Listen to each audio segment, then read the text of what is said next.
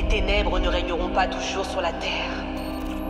La dépression, l'addiction, la tristesse, le stress sont des prisons. La honte te pousse à t'isoler. Pendant toutes ces années, tu as cherché la liberté. Ce n'est pas un hasard si tu te retrouves ici. J'ai entendu tes cris. Je t'appelle encore une fois. Ne résiste pas. Laisse-toi conduire par le son de ma voix. Je suis là, avec toi.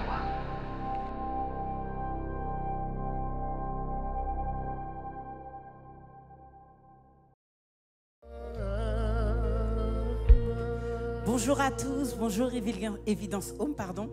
Bonjour à vous qui êtes là, j'espère que vous allez bien. Est-ce que ça va? J'espère que vous êtes prêts pour cette nouvelle célébration. J'espère que vous avez passé une agréable semaine en Jésus. En tout cas, nous, on est vraiment contents et on se réjouit d'avance pour la célébration qu'on va avoir. J'espère vraiment que vous êtes prêts. Demande à ton voisin, est-ce que tu es prêt? Parce que vraiment, aujourd'hui, ça va aller. Aujourd'hui, on va célébrer Dieu. Aujourd'hui, on va l'élever. Aujourd'hui, on va l'acclamer d'une manière mais très, très particulière. Amen. Alors, ce matin, j'aimerais vous parler d'un sujet qui nous concerne tous. Ah, tout à coup, ça a redescendu là. J'aimerais vous parler d'un sujet et d'une situation qu'on peut vivre régulièrement. C'est lorsque le Seigneur nous bénit, lorsqu'il y a une situation plutôt joyeuse, plutôt positive qui arrive dans notre vie, on est content, n'est-ce pas? Pour certains, on a cet automatisme de retourner dans la présence de Dieu et de dire « Merci Seigneur, parce que tu l'as fait. Et si ce n'était pas toi, je ne sais même pas si ça aurait pu avoir lieu. » Et puis, il y a d'autres situations où là, c'est plus difficile. Quand la tristesse arrive, quand l'épreuve arrive, quand la tribulation arrive, là, il y a deux écoles. Il y a ceux qui ont toujours cet automatisme et qui vont tout de suite vers le Seigneur. Et puis des fois, on ne va pas se mentir parce qu'on est entre nous. Des fois, on a tendance un peu plus à s'éloigner qu'autre chose. Je parle à quelqu'un, on ne va pas se mentir. Des fois, en fait, lorsqu'on traverse des difficultés, au final, on a tendance à s'éloigner de Dieu pour aller trouver réponse à notre problème dans le monde. On a tendance, au final, à s'éloigner de Dieu en se disant, bah, c'est pas grave, je vais trouver la réponse par mes propres forces. Et en fait, dans ces moments-là, moi, vous savez, je viens d'avoir une fille et quand ma fille, tout va bien, elle joue par terre, etc., elle n'a pas besoin de moi parce que tout va bien. Mais lorsque ça ne va pas, au final, ma fille, elle sait quoi faire tout de suite. Elle pleure et elle sait que quelques secondes, quelques minutes après, j'accours pour m'occuper d'elle. J'accours pour répondre à son besoin. J'accours pour répondre à son problème. Et moi, maintenant, j'aimerais juste remettre cette situation vers nous, là, sur nous. Nous, qu'est-ce qu'il en est? Quand on a un problème, qu'est-ce que vous faites? Dieu, il est là en fait, il te tend la main et il te dit, mon enfant, je suis là, mais qu'est-ce que tu fais? Est-ce que vraiment tu viens vers moi pour me faire part de ton problème et pour que je puisse le résoudre? Qu'est-ce que tu fais au final? Et ce matin, en fait, j'aimerais te rappeler une parole qu'on trouve dans le psaume 91 qui dit, celui qui demeure sous l'abri du Très-Haut repose à l'ombre du Tout-Puissant. Donc au final, lorsque tu as un problème, va demeurer dans la présence de Dieu. Lorsque tu traverses une situation compliquée, va dans la présence de Dieu parce que c'est là que tu trouveras le repos. Ce n'est pas dans le monde que tu pourras trouver la réponse à ton problème. Ce n'est pas dans le monde que tu pourras retrouver la joie. C'est dans la présence de Dieu que tu pourras trouver réponse à ta difficulté. Et il y a un passage dans la Bible, dans Matthieu 6, verset 6. Et ça, c'est tellement un passage qu'on oublie, mais qui est tellement important et fort. Quand tu pries, entre dans ta chambre, ferme la porte et prie ton Père qui est là dans le lieu secret. Et ton Père qui voit dans le secret te le rendra. Ça veut dire lorsque tu as un problème, va dans l'intimité avec Dieu. Lorsque tu traverses une situation compliquée, va dans la présence de Dieu. Parce que c'est dans la présence de Dieu que tu peux trouver le repos. C'est dans la présence de Dieu que tu peux retrouver le refuge. C'est dans la présence de Dieu que tu peux trouver le soutien. C'est dans la présence de Dieu que tu peux trouver un appui et nulle part ailleurs. Arrête de vouloir chercher dans le monde. Arrête de vouloir chercher par tes propres forces. Mais c'est dans la main de l'Éternel, c'est dans le secours de l'Éternel que tu peux trouver réponse à tes problèmes. Et c'est de ça que ce matin nous voulons te partager. On veut te dire qu'il est temps pour nous d'aller se retrouver, d'aller se trouver dans le refuge et dans l'ombre de l'Éternel. Parce que lorsque tu demeures dans la présence de l'Éternel, alors tu as réponse à tous tes besoins. Que tu le veuilles ou non, Jésus est celui qui peut t'apporter le repos suprême. Et ce matin, j'aimerais vraiment qu'on se mette debout ensemble. Parce que cette célébration va être une célébration particulière. Où vraiment on va prendre autorité. Et on va vraiment déclarer qu'il est temps d'aller trouver le repos dans la main de l'Éternel des armées. Il est temps d'aller trouver la joie dans la main de l'Éternel des armées. Il est temps d'aller dans le lieu secret, de se réjouir et de tout remettre dans les mains de l'Éternel des armées. Le monde ne peut rien t'apporter, le monde ne peut rien te donner. Seul l'Éternel des armées peut donner réponse à ton besoin. Alors à travers les chants, à travers la louange que tu vas faire monter à Dieu, à travers la prédication, j'aimerais vraiment que tu te saisisses de toutes les paroles que nous allons chanter et dire au Seigneur qu'à partir d'aujourd'hui, nous voulons véritablement faire de lui notre refuge, faire de lui notre appui. Parce que rappelle-toi que celui qui demeure sous l'abri du Très-Haut repose à l'ombre du Tout-Puissant. Le seul repos que tu peux trouver, il est dans la main de l'Éternel des armées. Le seul repos que tu peux trouver, il est dans la main de l'Éternel des armées. Alors est-ce que tu peux juste, avec tes mots, dire au Seigneur qu'à partir de ce jour, tu veux faire de lui ton appui, ton appui. Tu veux faire de lui ton repos. Alors s'il te plaît, élève ta voix avec tes propres mots et dis au Seigneur que tu reconnais que trop souvent tu es parti dans le monde. Trop souvent tu as fait par tes propres forces. Mais à partir d'aujourd'hui, tu veux te confier en l'Éternel. Tu veux faire entièrement confiance à l'Éternel à travers la louange, à travers l'adoration que tu vas faire monter. C'est en lui que tu trouveras réponse à tes réponses.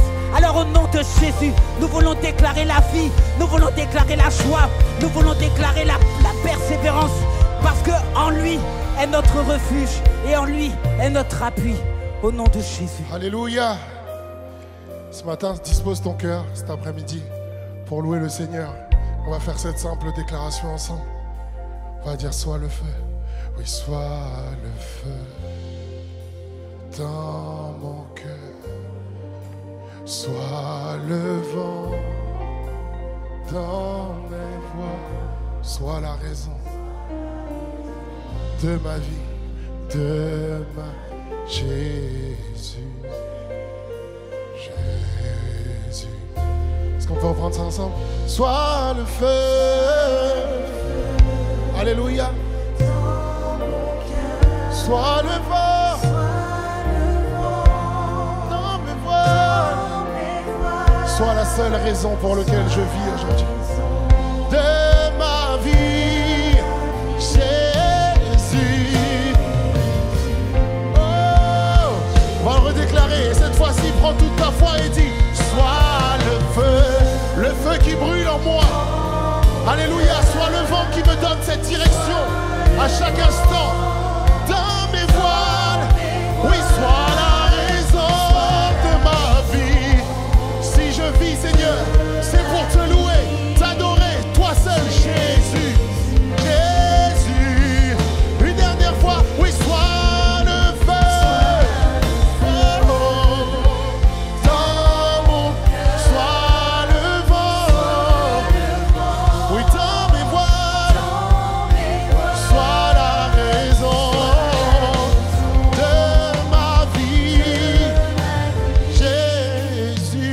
Seul nom, Jésus. Oui, Jésus. Ce seul nom doit résonner dans ce lieu. Oui, Jésus. Dans ton cœur et dans ta vie, il y a un seul nom qui doit prendre toute autorité.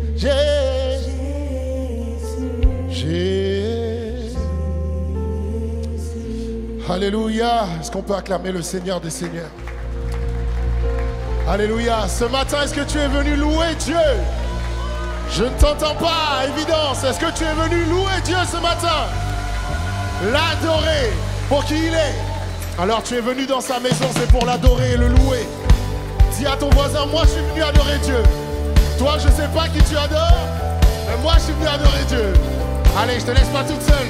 Toi, je ne sais pas qui tu adores. Alléluia. Alors tu vas simplement dire, je viens dans ta maison. Je veux te rencontrer. Je veux te rencontrer. Tel que je suis m'abandonner. Tel que je suis m'abandonner. Oh. Alors que nous chantons, Père, ton esprit nous remplit et remplit ce lieu. Alors que nous chantons, ton esprit me remplit. Ton esprit me remplit. Alléluia. Mon âme est libérée. Mon âme est libérée. Alors ensemble on va dire, je te vois, je t'entends, tu es là. Je te vois, je t'entends près de moi. Tu es là.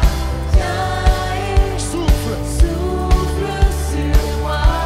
Alléluia. Je ressens ta présence. Ta présence comme un feu, comme un vent. Jésus. Je veux plus de toi. Alléluia. Est-ce qu'on pourrait déclarer ça encore? Je viens dans ta maison. Je viens dans ta Tu connais ce chant, alors élève ta voix. Je veux te Je rendre. veux te rencontrer. Si c'est le désir de ton cœur ce matin, abandonne-toi simplement au Père. Oh, alors que nous chantons, oh, Alors que nous chantons, ton esprit me remplit. ton esprit me remplit. Oui, mon âme est libre. Mon âme est libérée. Oh, je te vois, je te vois. Je t'entends près de moi. Tu es là. Viens, souffle sur moi. Alléluia, je ressens. Ressens ta présence comme un feu, comme un vent. Jésus, Jésus, je veux on va redéclarer ça encore. Je te vois, tu es là près de moi. te voir, je t'entends. Tu te vois, tu es là. Viens, Souffle sur moi. je ressens Ta présence comme un feu. comme un vent. Jésus, Jésus, je veux plus de toi. Oui, Jésus, Jésus, je veux plus ce de matin, toi. fais ça de ta prière. Jésus, je veux plus de toi. Je veux plus. Alléluia. Oui, Jésus, j'ai besoin de toi. Jésus, j'ai besoin de toi. Alléluia. Oui, Jésus, je veux plus. Jésus, je veux plus de toi. Alors, est-ce que l'église peut chanter ensemble? Je te vois.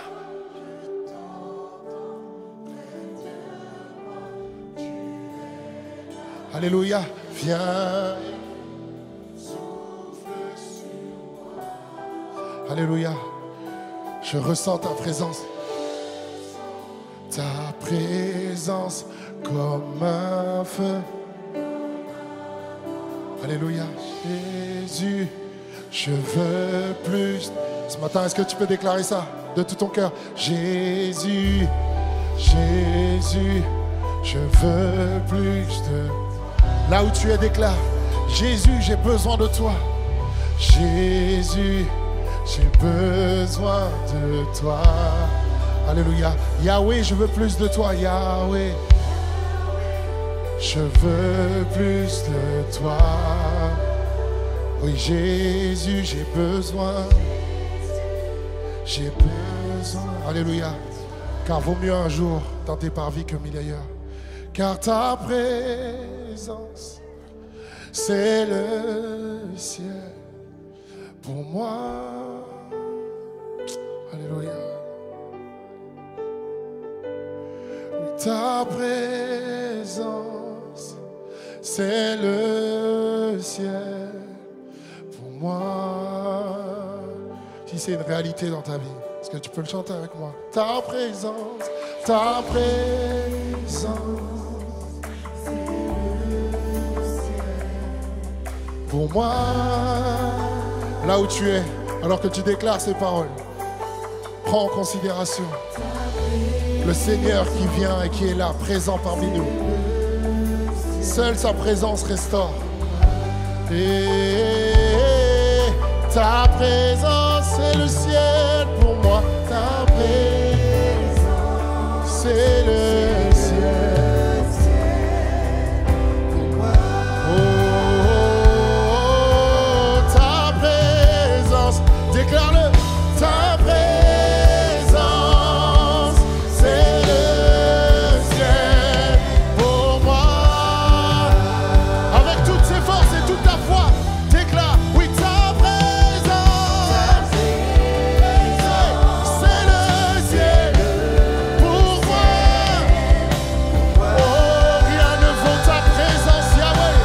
Rien ne vaut ta présence, Jésus. C'est le ciel. Oui, pour moi, pour moi.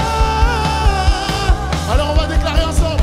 Oh Jésus, Jésus, oh Jésus. Alléluia. Ta présence c'est le ciel. Oh Jésus, oh Jésus. Ta présence c'est le ciel pour moi.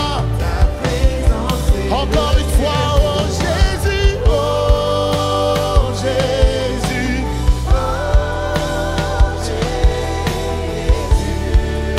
ta présence c'est le ciel pour moi. Une dernière fois, oh Jésus, oh Jésus, ta présence c'est le ciel. Oui, ta présence, c'est le ciel pour moi. Alors on va dire, je marcherai chaque jour dans ta grâce. Je marcherai chaque jour dans ta grâce. Alléluia. Car un jour je te verrai face à face. Est-ce qu'on peut déclarer ça avec foi? Je marcherai. Je marcherai chaque jour dans ta grâce. Car un jour je te verrai face à face. Alléluia. Rien ici-bas ne peut me satisfaire. Ici-bas. Alléluia. Jésus, ton amour. Ici, rien ne peut me satisfaire. Oui, Jésus, ton amour me désaltère. Oh, oui, Jésus, ton amour me désaltère. Hey, alors ensemble on dit ta présence, c'est le ciel pour moi. Oui, rien ne vaut ta présence, ta présence, c'est le ciel. Alléluia. Une dernière fois, oui, ta présence. Église évidence, élève ta voix et accueille la présence de Dieu dans ce lieu.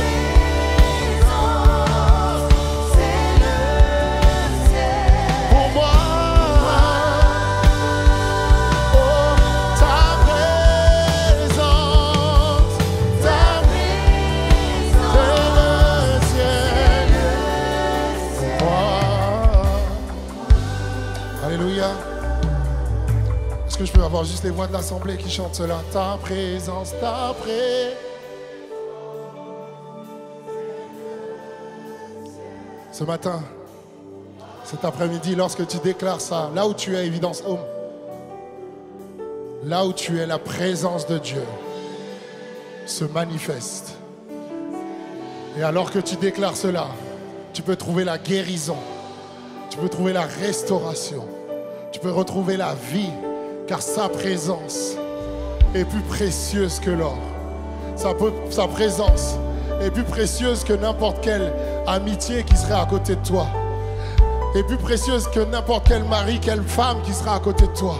Sa présence seule est plus précieuse que n'importe quel médecin qui sera à côté de toi. Dans ta situation, sa présence est tout. Alléluia. Alors là où tu es, élève une louange particulière. Une louange qui ne vient pas forcément des chants que l'on chante, mais une louange que le Seigneur t'inspire. Une prière que le Seigneur t'inspire. Une parole qui est dans ton cœur. Là où tu veux communiquer avec ton Père. Ne sois pas timide. Ne garde pas cela pour toi, mais exprime ton cœur devant le Seigneur. Merci pour ta présence. Merci pour ton amour, Père. Merci parce que tu nous permets gratuitement de venir à tes pieds, te contempler, te magnifier, t'exalter. Et merci parce que, Seigneur, tu nous dis que vaut mieux un jour dans tes parvis que mille ailleurs. Car dans tes parvis, c'est là que jaillissent les eaux vives. C'est là que nous trouvons la liberté. C'est là que nous trouvons notre source. Une source intarissable. Alléluia. Là où tu es, considère la présence de Dieu. Alléluia. La Bible nous dit en Josué 1, verset 9. Je t'ai donné cet ordre. Prends courage et tiens bon. Ne crains rien et ne te laisse pas effrayer. Car moi, l'Éternel, ton Dieu, je serai avec toi pour tout ce que tu entreprendras. Je vais répéter le verset parce que j'aime bien qu'on comprenne bien et qu'on entende bien les paroles. Je t'ai donné cet ordre. Prends courage et tiens bon. Ne crains rien et ne te laisse pas effrayer. Car moi, l'Éternel, ton Dieu, je serai avec toi pour tout ce que tu entreprendras. Dans Josué 1, 9. Alors Josué, c'est celui qui a pris la suite de Moïse, qui a dû ramener le peuple d'Israël en terre promise. Mais on parle d'1 million de personnes, on parle de 1 million de personnalités, de plus de problèmes que l'on peut imaginer. Mais peut-être qu'aujourd'hui, toi, ton problème, c'est pas 1 million de personnes, mais c'est peut-être juste tes enfants. C'est peut-être juste ta famille, c'est peut-être juste tes frères et sœurs. C'est peut-être juste une relation que tu vis aujourd'hui qui n'est pas bonne pour toi. Mais le Seigneur te dit, malgré tout ça, garde foi en moi. Car dans tout ce que tu entreprendras, si tu restes à mes pieds, je serai avec toi. Dans tout ce que tu entreprendras, je serai à tes côtés. Alors, bien des fois, on se retrouve dans des choses qu'on ne contrôle pas, qu'on ne maîtrise pas. Bien des fois, on se retrouve dans des choses que l'on pense maîtriser, mais qu'au final, on perd le contrôle. Parfois, ça nous coûte la vie. Parfois, ça nous coûte une relation. Parfois, ça nous coûte un travail. Mais dans tout cela, en fait, ce sont des cycles que l'on fait et on se perd loin du Seigneur. Alors ce matin, j'aimerais t'appeler à revenir à la source. Tu cherches la vie, tu cherches les solutions, tu cherches l'argent, tu cherches le réconfort, l'amour, dans plein de choses de ce monde. Mais il n'y a aucune chose qui pourra te satisfaire si c'est l'amour de Jésus-Christ. Alors reviens à la source, là où les eaux de vie jaillissent. Et elles jaillissent en abondance. Alors tout ce que tu crois trouver ailleurs, tu ne pourras pas avancer. Mais si tu viens avec le Seigneur, et si tu reviens à la source, tu trouveras la force nécessaire, la paix nécessaire, la joie nécessaire, le courage nécessaire. Parce que c'est le Seigneur qui est le maître de toutes ces choses. Alors on va le chanter ensemble. Alors que tu vas finalement déclarer ces paroles, chanter ces paroles, considère-les pour ta propre vie. Je ne connais pas ta situation, je ne sais pas ce que tu vis, mais je sais que le Seigneur pourra cibler exactement ce dont tu as besoin, car il connaît ton cœur mieux que moi-même. Alléluia. Et on va le chanter ensemble. On va dire simplement: oui, sois ma force, ma force, oh Dieu. Oui, sois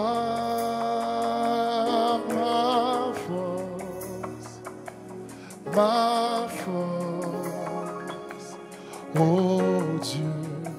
Est-ce qu'on peut redire tous ensemble, sois ma force? Sois ma force, oh Dieu.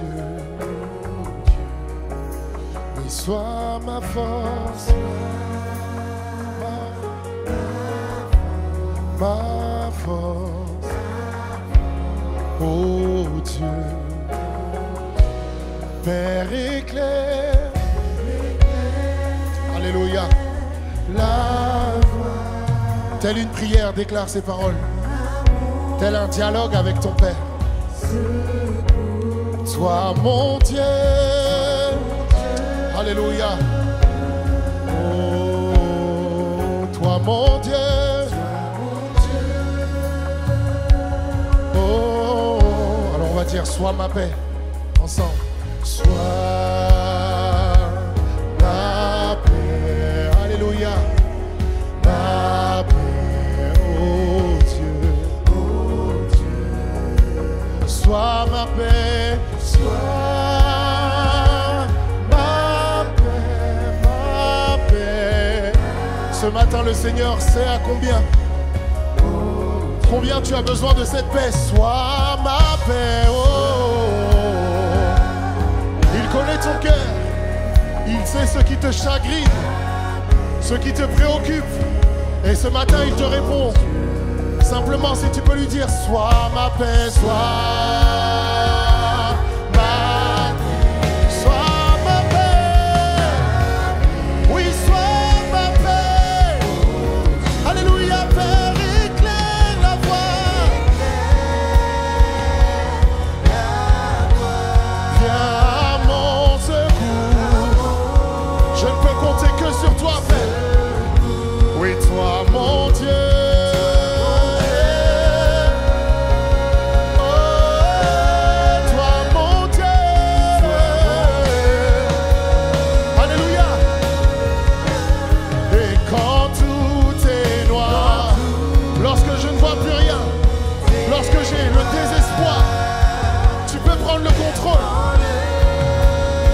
Alléluia.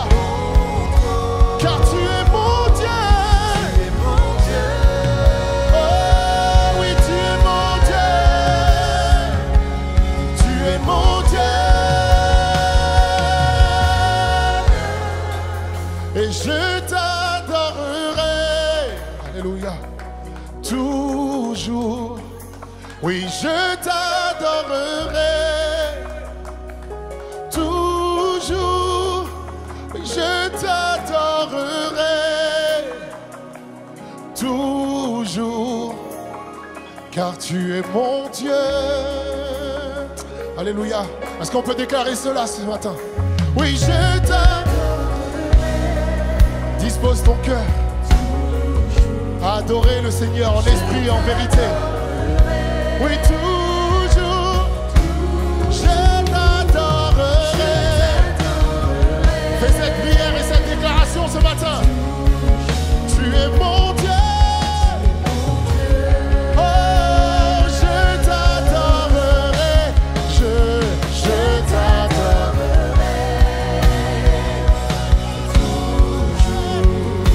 Oui, je t'adorerai toujours.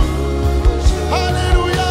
Oui, je t'adorerai toujours.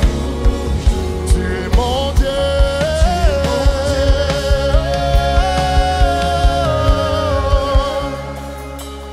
On va dire simplement, oui, sois ma source. J'ai tant besoin de toi, Père. Combien de fois j'ai couru aller dans des distractions, dans des choses que je pensais être bonnes pour moi. Mais il n'y a rien qui me remplit, Père. J'ai besoin de toi. Et la source que tu es pour ma vie, il n'y a rien d'égalable. Et oui, sois ma source. Alléluia. Je puise dans tes eaux, Yahweh.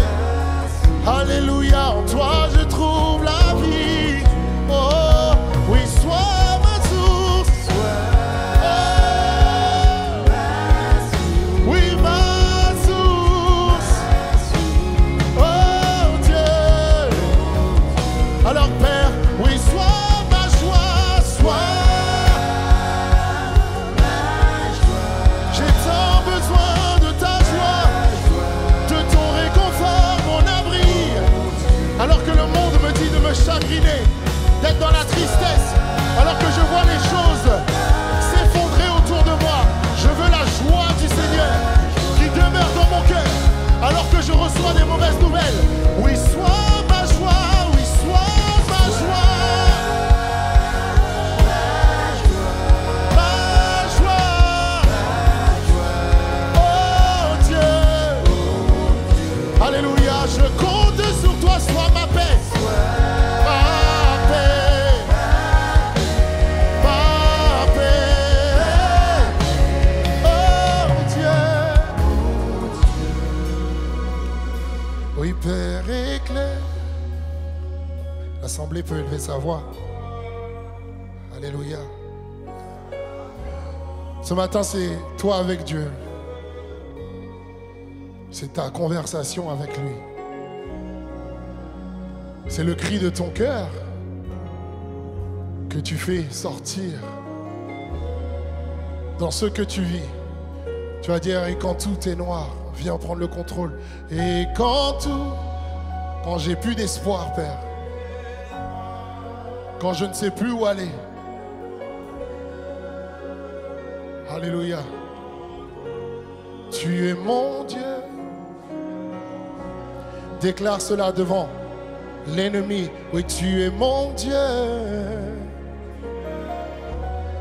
Tu déclares que Jésus-Christ, qui est mort à la croix, qui est ressuscité, est ton Dieu. Tu es mon Dieu.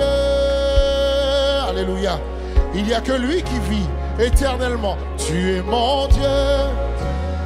Et aujourd'hui, il n'y a que lui qui peut venir et qui est venu te sortir des ténèbres. Tu es mon Dieu. Déclare avec foi cette phrase qui dit tu es mon Dieu, cette phrase puissante qui déclare l'autorité du Seigneur dans ta vie. Tu es mon Dieu. Tu es mon Dieu. Tu es mon Dieu. Alléluia. Oh, oh, oh. Alléluia. Seigneur, je veux te dire merci parce que tu es notre source. Mais je veux aussi te prier pour chacun d'entre nous qui sommes là. Qui sommes devant toi et qui avons du mal à avancer parce que l'on porte un lourd fardeau. Parce qu'il y a quelque chose qui nous empêche d'avancer, de venir à toi. Parce qu'il y a quelque chose que l'on a vécu, que l'on vit, qui nous empêche de venir pleinement à tes pieds. Et ce matin, j'aimerais parler à une personne et te dire que le Seigneur, sa présence est là. Et ce qu'il t'invite à faire, c'est de venir à ses pieds. De venir déposer ce qui te rend lourd. Alors, je sais qu'on est dans le temps de louange, mais ce que j'aimerais, c'est que tu puisses considérer ce temps et que tu puisses être sensible à ce qui est en train de se passer. Parce que le Seigneur, depuis le début de cette célébration, t'appelle et te dit qu'il est la seule source qui peut te donner la vie. Et aujourd'hui, on a tous des problèmes. Certains ont des problèmes d'adultes, d'autres d'enfants, de jeunes adultes, de vieux. On a tous des problèmes. Mais je crois également que malgré toutes les solutions que l'on peut chercher dans la main des hommes, que l'on peut chercher dans les institutions, dans ce monde, il n'y a aucune solution qui n'est plus grande que celle de Jésus-Christ. Et je te dis ça, je ne sais pas ce que tu vis. Ça se trouve, c'est quelque chose que je ne pourrais même pas imaginer. Ça se trouve, tu vas me dire, ouais, mais vas-y, moi, ma situation, c'est chaud de ouf. Moi, ce que je vis, c'est chaud de ouf. En plus, ce que je fais là, je ne le fais pas pour moi, je le fais pour ma famille, je le fais. Mais en vrai, c'est le Seigneur qui donne une solution à chaque situation et à chaque problème. Et pourquoi je te dis ça? Parce que dans la Bible, il y a une parole qui nous dit que tu peux venir déposer tes fardeaux aux pieds du Christ. Et il te donnera son joug qui est léger. Et en fait, ce que ça veut dire, c'est que aujourd'hui, ce que tu portes, tu n'es pas fait pour le porter tout seul, toute seule. Ce que tu essayes de porter et avancer avec, tu n'es pas fait pour être seul à le porter. Et le Seigneur, dans sa grande bonté, te dit, viens simplement à mes pieds et dépose cela. Dépose à mes pieds ce que tu portes. Et moi, je te donnerai un joug qui est léger. Et avec ça, tu pourras gambader, tu pourras marcher, tu pourras aller partout où tu veux. Mais ne garde pas ce fardeau. Ce fardeau que tu ne peux même pas en parler à tes parents.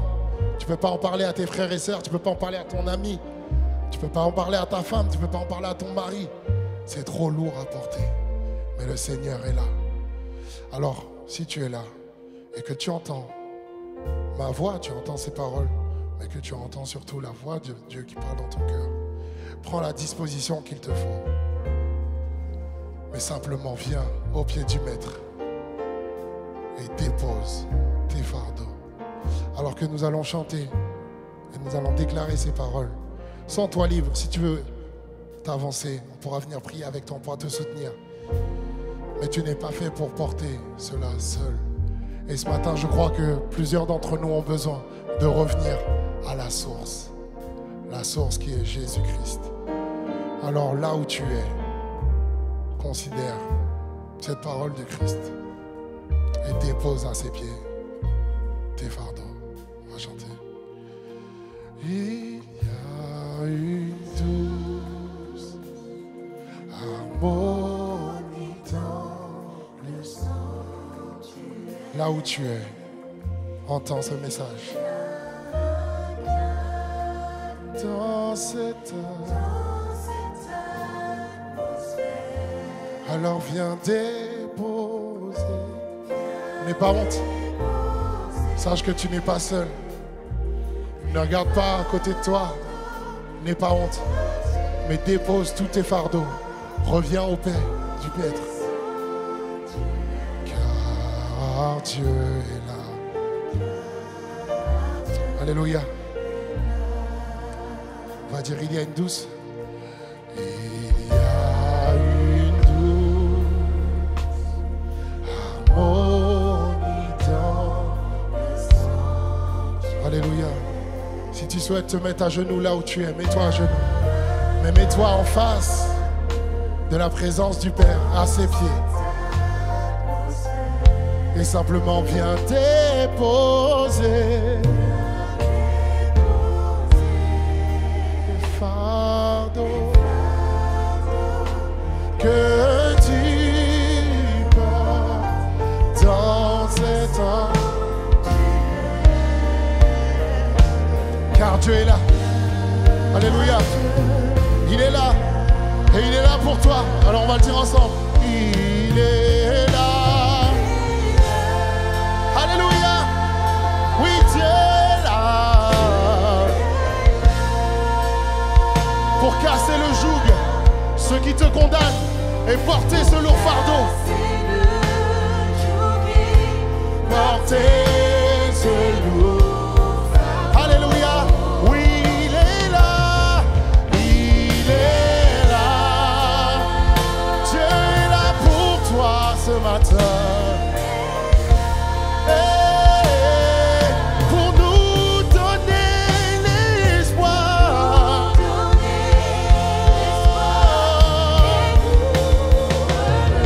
Alors viens déposer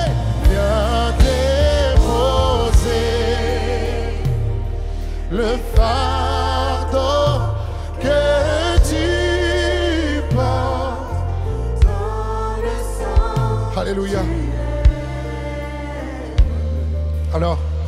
Alors que nous avons déclaré la présence de Dieu dans ce lieu, on va le rechanter. Considère vraiment. Il y a une douce. Considère vraiment ces paroles. Encore une fois, tu penses que tes lendemains sont assurés. Tu penses que peut-être que demain tu t'arrangeras. Mais peut-être que demain il sera trop tard. Mon ami, on n'a pas le contrôle du temps. On n'a pas le contrôle de ce que Dieu veut faire et ce qui va se passer surtout. Mais aujourd'hui, tu as une occasion de revenir au pied du Maître et de lui dire oui, je dépose tout à tes pieds. Car je sais que je ne peux plus porter cette charge toute seule. Et je sais que tu es là pour moi. Alors viens déposer. Alléluia, les fardeaux que tu portes dans le sanctuaire. Oh, car Dieu est là. Il est là pour toi. Oh oui, Dieu est là. Il est là. Oui, Dieu est là. Alléluia. Pour casser le joug et porter.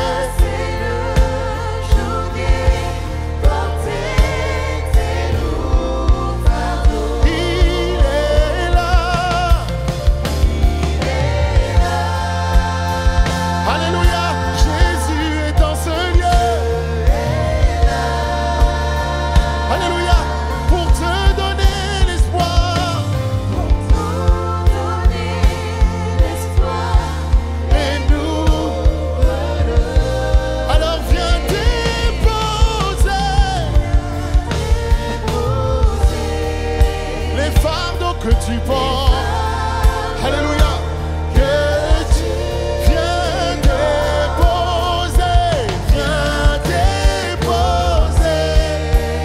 le fardeau qui est trop lourd pour toi. Oui, dans le sanctuaire, viens déposer. Alléluia, viens au pied du Maître.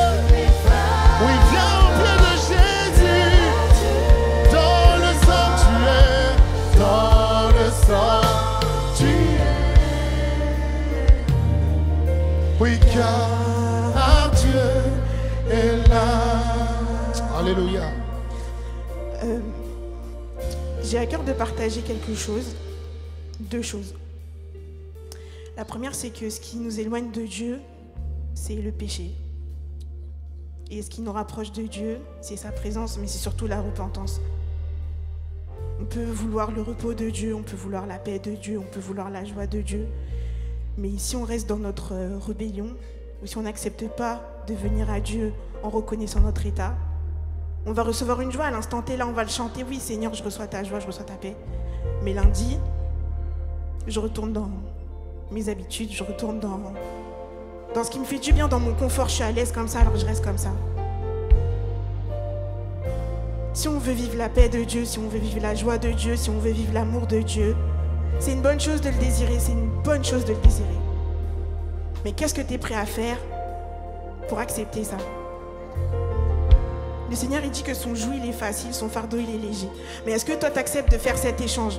Seigneur, je te donne mon fardeau. Seigneur, je te remets mes difficultés, je te remets mon état, je te remets mon orgueil, je te remets mon ego. Et j'accepte que tu sois là. J'accepte que tu sois Seigneur de ma vie. J'accepte que tu sois au contrôle des choses que moi, je ne peux pas contrôler. Que j'ai essayé de contrôler pendant 1 an, 2 ans, 3 ans. Toute ma vie, j'ai essayé de les contrôler. Seigneur, je choisis de déposer à tes pieds aujourd'hui mon orgueil. Et si on déposait aujourd'hui au pied du Seigneur notre orgueil? Et si on acceptait de déposer au pied de Jésus notre ego, cette fierté qu'on a de se dire non, je vais réussir. Nous les chrétiens, on est super débrouillards. On arrive à tout faire sans Dieu. Et quand ça ne marche pas, Seigneur, tu m'as abandonné. Seigneur, tu m'as abandonné. Tu ne m'as pas dit. Pourquoi tu ne m'as pas dit ça? Mais est-ce qu'on a accepté de reconnaître notre état devant le Seigneur? On a aussi cette habitude, quand on demande la paix de Dieu, de recevoir comme une claque, un truc violent. Si on acceptait ce matin de recevoir l'amour de Dieu, Si on acceptait d'entendre Dieu avec ce murmure doux et léger. Si on acceptait d'entrer dans le lieu secret comme elle disait Ingrid ce matin. Si on ouvrait simplement nos cœurs pour dire Seigneur, ok, je te lâche tout. Pas dans l'émotion.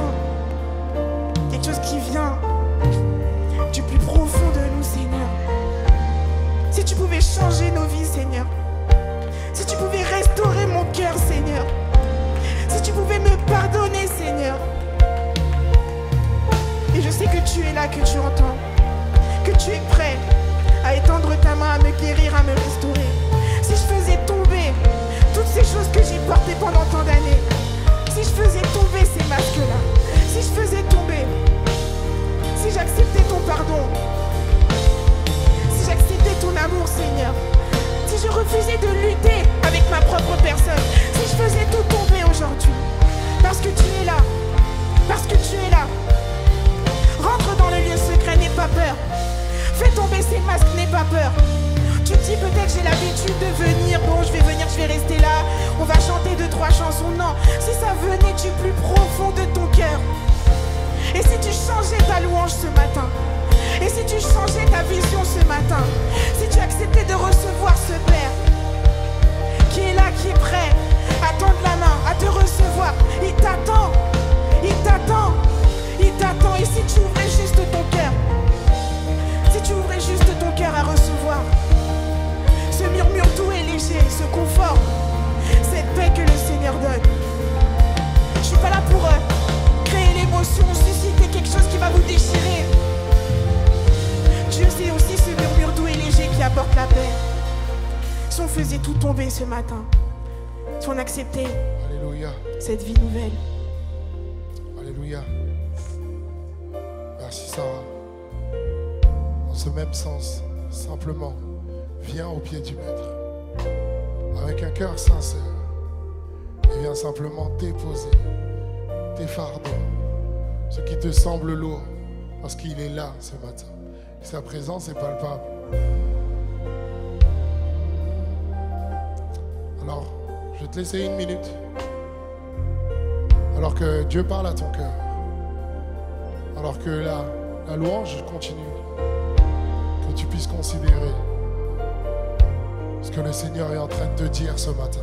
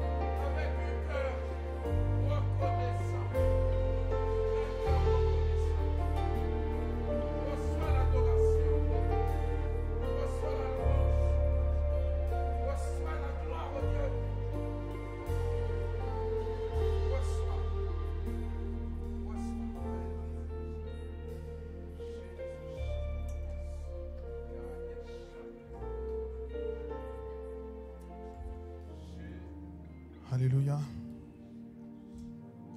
Que les cœurs de pierre deviennent des cœurs de chair ce matin. qu'on puisse se soumettre à la volonté de Dieu. Il n'est pas simplement notre Sauveur, mais il est aussi notre Seigneur. C'est lui qui règne, qui domine sur nos vies. Nous ne nous appartenons plus à nous-mêmes, mais nos vies.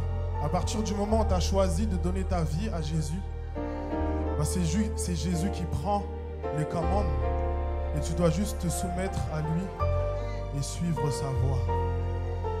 Alors ce matin, que les cœurs de pierre deviennent des cœurs de chair, des cœurs que le Seigneur pourra modeler à sa façon, où Dieu pourra travailler comme une bonne terre qui portera du fruit. Amen. Alléluia, merci à la louange. Vous pouvez prendre place pour le message. Alléluia.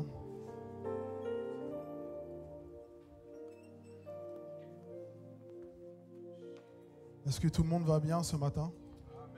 Tout le monde a passé une bonne semaine? Ok, mitigé. Bon.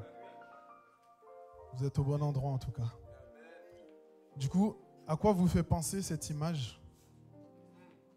Pas très compliqué. Qu'est-ce que ça représente? Au premier culte, ils ont trouvé. Hein? Ça veut dire, en plus, ils étaient moins que vous. Ok. Mais Roger, il triche, il était là au premier. Du coup, c'est un bunker. Et du coup, je pense qu'on sait tous plus ou moins ce que c'est. Et en gros, c'est une construction souterraine qui est protégée.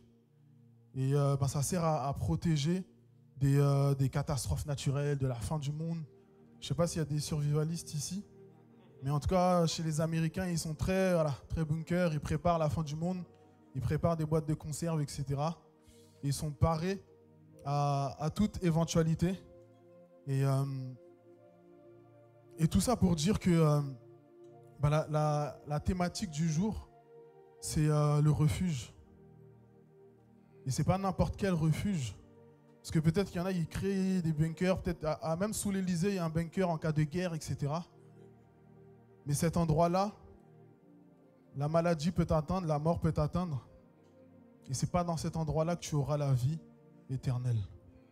Et aujourd'hui, on va parler du refuge, mais du vrai refuge qu'est Jésus-Christ. Amen. Et le texte sur lequel je vais m'appuyer, c'est le psaume 46, au verset 1er, qui dit « Dieu est pour nous un refuge et un appui, un secours qui ne manque jamais dans la détresse. » Et ce qui nous amène du coup au premier point, qui est l'Éternel, mon refuge. Un refuge, c'est un abri. Un refuge, c'est un abri. Un refuge, c'est là où on va pour se protéger face au danger. Un refuge, c'est là où on va quand on s'enfuit pour fuir un danger, pour fuir une situation qui est compliquée. Et un refuge, donc on peut voir la définition, c'est un lieu où on sait également qu'on sera accepté. Et Jésus, c'est notre refuge.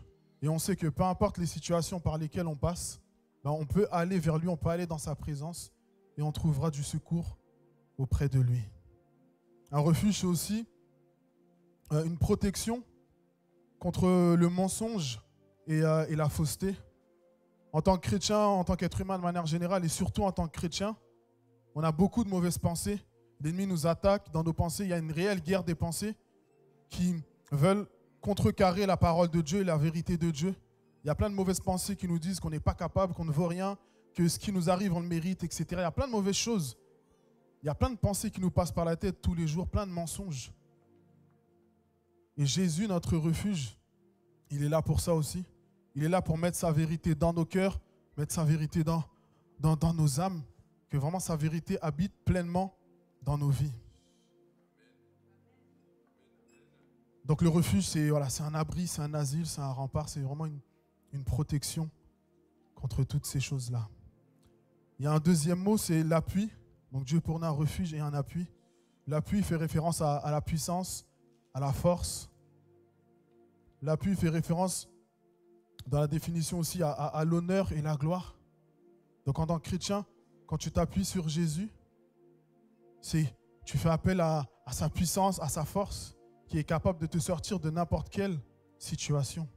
Et l'appui, il est question d'honneur et de gloire, parce que Dieu, justement, il dit qu'il est au-dessus de tout, qu'il a tout créé, qu'il sera là avec nous tous les jours jusqu'à la fin du monde. Donc, en disant toutes ces choses-là qu'on voit dans la Bible, Dieu, il s'engage envers nous. Et s'il ne fait pas ce qu'il a dit, c'est comme si c'était un menteur, en fait. Mais Dieu n'est pas un homme pour mentir. Il s'engage lui-même dans ce qu'il dit, et c'est son honneur qu'il met sur la table. Et c'est à nous, derrière, il y a un verset qui dit « Mettez-moi à l'épreuve, et vous verrez si je n'ouvre pas les écluses des cieux pour vous. » Donc c'est à nous, avec notre foi, de challenger la parole de Dieu, de challenger ce que Dieu dit, et voir réellement si ce qu'il dit c'est vrai ou pas.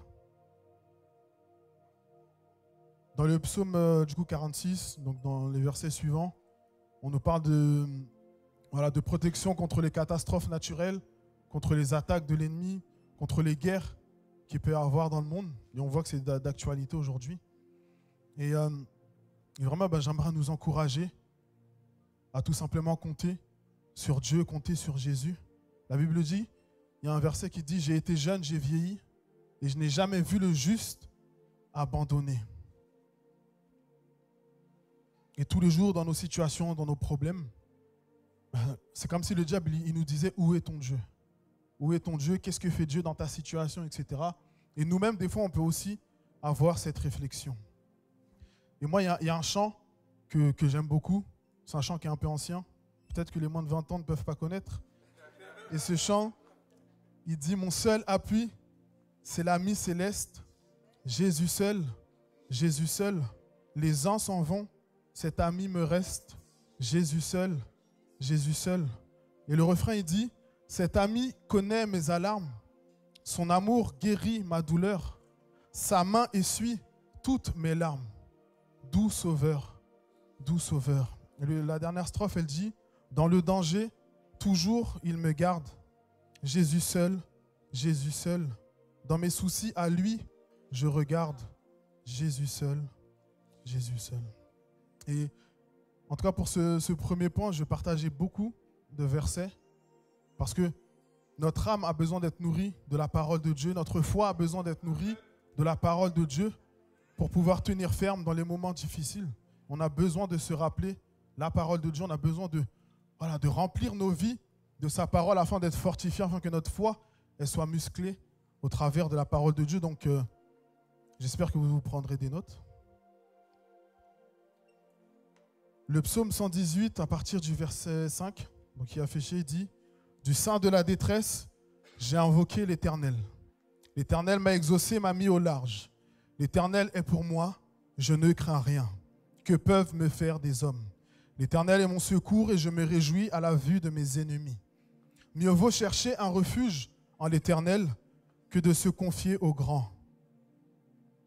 Que de se confier à l'homme. Mieux vaut chercher un refuge en l'Éternel que de se confier au grand. Toutes les nations m'environnaient. Au nom de l'Éternel, je les taille en pièces. » Le psaume 40, verset 2. « J'avais mis en l'Éternel mon espérance et il s'est incliné vers moi. Il a écouté mes cris, il m'a retiré de la fosse de destruction, du fond de la boue. Et il a dressé mes pieds sur le roc. Il a affermi mes pas, il a mis dans ma bouche un cantique nouveau, une louange à notre Dieu. Beaucoup l'ont vu, ont eu de la crainte, et ils se sont confiés en l'Éternel. Heureux l'homme qui place en l'Éternel sa confiance et qui ne se tourne pas vers les regards, vers les hautains et les menteurs. » Et ce qu'il faut comprendre, c'est qu'il y a énormément de promesses dans la Bible. Et c'est vrai qu'on sert un vrai Dieu, un Dieu qui est tout-puissant, un Dieu qui est grand. Et peu importe les situations qu'on traverse, Dieu est là. Mais là où les chrétiens souvent se trompent, c'est que Dieu, il ne nous promet pas qu'on n'aura pas de problème, qu'on n'aura pas de situation difficile, mais il nous promet qu'il sera avec nous. Il a dit, vous aurez des tribulations dans le monde, mais prenez courage, j'ai vaincu le monde. À partir du moment où tu donnes ta vie à Jésus, tu as une cible dans le dos et l'ennemi va chercher par tous les moyens à te détruire. Mais Jésus, Dieu a dit qu'il sera avec nous. C'est-à-dire que dans les moments difficiles, il sera là. Il y aura des temps difficiles, il y aura des combats, il y aura des des problèmes, etc. qui vont venir, mais Dieu sera là. Et c'est ça en fait la force du chrétien. C'est pas qu'on n'aura pas de problème, mais c'est que dans nos problèmes, Dieu, il est là. Dans nos problèmes, on a la paix. Et souvent, nous, on se trompe, on se dit, mais Seigneur, je prie, je fais ci, je fais ça, je vais à l'église, etc. Pourquoi ça m'arrive? Et la Bible dit que il fait pleuvoir sur les justes comme sur les injustes. Il y a des choses qui arrivent, peut-être que c'est une tentation de l'ennemi, peut-être que c'est une épreuve de Dieu pour justement nous amener plus loin, pour challenger notre foi, pour voir en gros ce qu'on a dans le ventre d'une certaine manière. Et pour voir si même dans les situations difficiles, on croit en lui, on a foi en lui, on lui fait quand même confiance. Le psaume 121 dit « Je lève mes yeux vers les montagnes. D'où me viendra le secours? Le secours me vient de l'Éternel qui a fait les cieux et la terre. Il ne permettra point que ton pied chancelle. Celui qui te garde ne sommeillera point. Il ne sommeille ni ne dort celui qui garde Israël. L'Éternel est celui qui te garde. L'Éternel est ton ombre à ta main droite. Pendant le jour, le soleil ne te frappera point, ni la lune pendant la nuit. L'Éternel te gardera de tout mal. L'Éternel gardera ton départ et ton arrivée, de maintenant et à jamais. » Le psaume 34, à partir du verset 4. « J'ai cherché l'Éternel et il m'a répondu. Il m'a délivré de toutes mes frayeurs. Quand on tourne vers lui les regards, on est rayonnant de joie et le visage ne se couvre pas de honte. Quand un malheureux crie, l'Éternel entend et il le sauve de toutes ses détresses. L'ange de l'Éternel campe autour de ceux qui le craignent et il les arrache au danger. Sentez et voyez combien l'Éternel est bon. Heureux l'homme qui cherche en lui son refuge. » Et plus loin, au verset 18, il est dit « L'Éternel est près de ceux qui ont le cœur brisé et sauve ceux qui ont l'esprit dans l'abattement. Le malheur atteint souvent le juste, mais l'Éternel en délivre toujours. Il garde tous ses os, aucun d'eux n'est brisé. Le malheur tue le méchant et les ennemis du juste sont châtiés. L'Éternel délivre l'âme de ses serviteurs et tous ceux qui l'ont pour refuge échappent au châtiment. » Ésaïe 40, 31, je vous ai dit, il y a pas mal de versets. « Mais ceux qui se confient en l'Éternel renouvellent leur force. Ils prennent le vol comme les aigles. Ils courent et ne se lassent point. Ils marchent et ne se fatiguent point. Confie-toi en l'Éternel de tout ton cœur et ne t'appuie pas sur ta sagesse. Reconnais-le dans toutes tes voies et il aplanira tes sentiers. » Et c'est ce Dieu-là qu'on sert. C'est ce Dieu-là qui est notre Père, qui nous veut du bien, qui nous aime et qui est constamment avec nous. Même si nous, on l'oublie, mais lui, il est toujours là.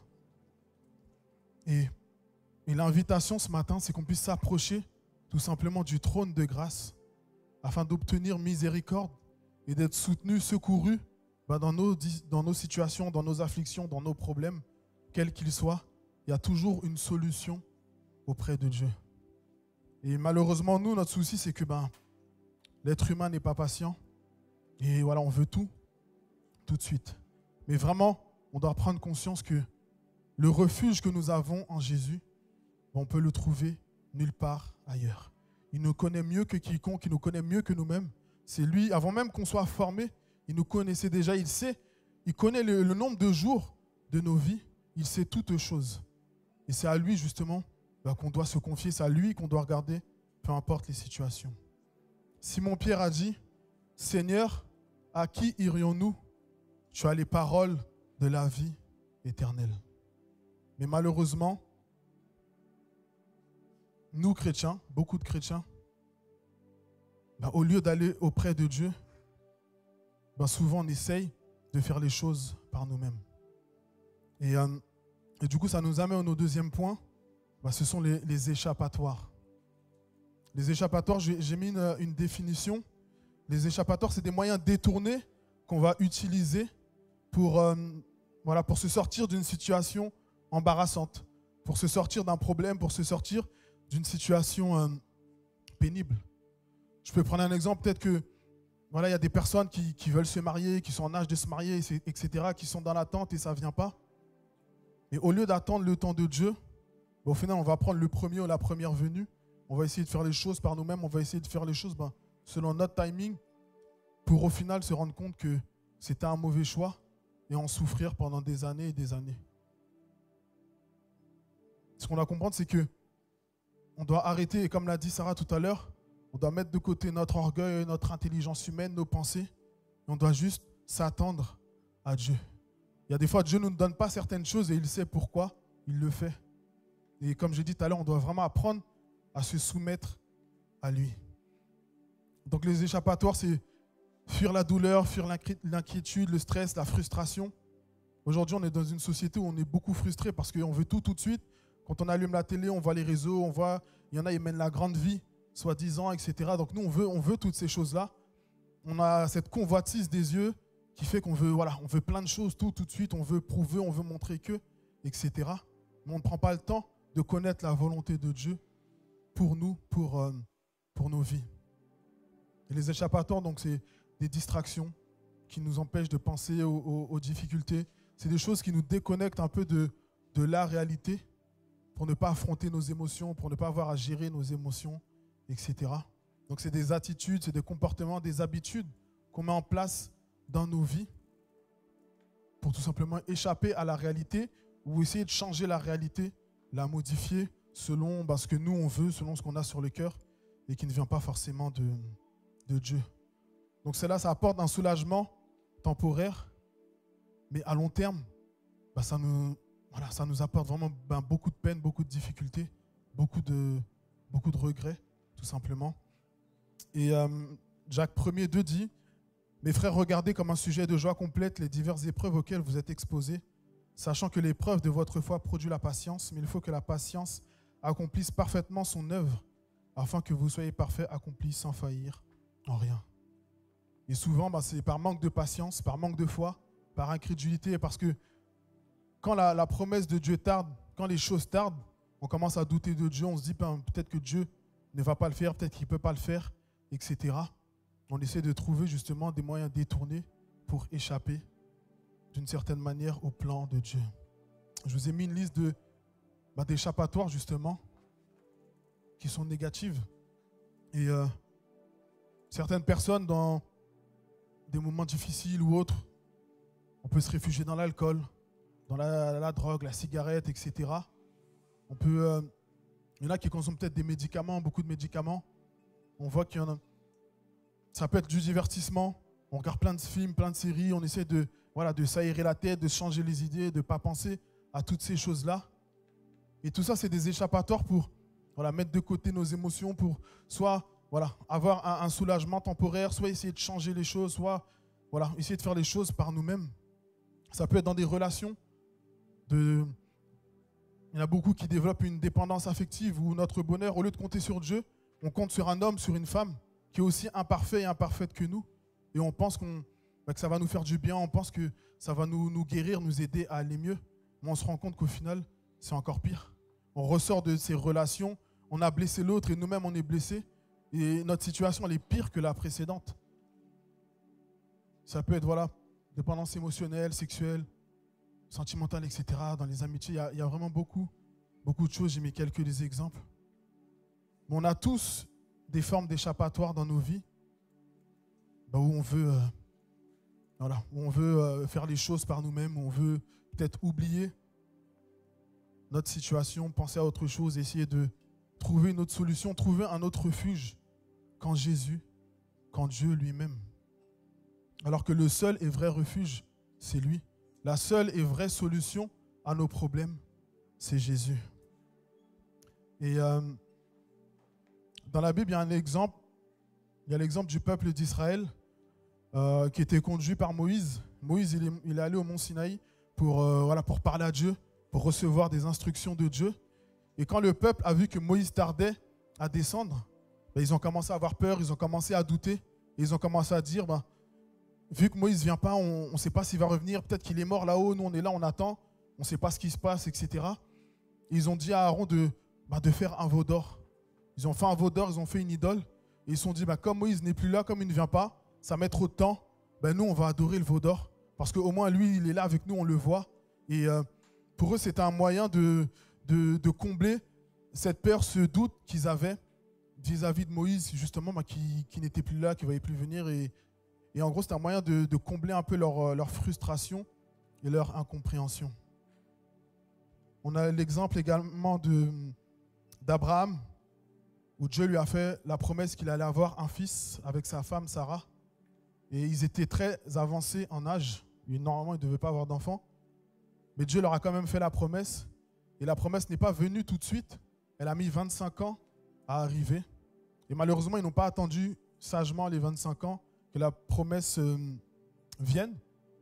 Et Sarah a dit à son mari, va voir notre servante Agar afin qu'elle te donne un enfant. Et c'est ce qu'il a fait, c'est ce qui s'est passé. Mais encore une fois, c'est une échappatoire. Et ce n'était pas la volonté de Dieu. Ils ont voulu faire les choses d'eux-mêmes. Et ça leur a apporté aussi beaucoup de problèmes par la suite. Et moi, j'ai un témoignage personnel par rapport à ça.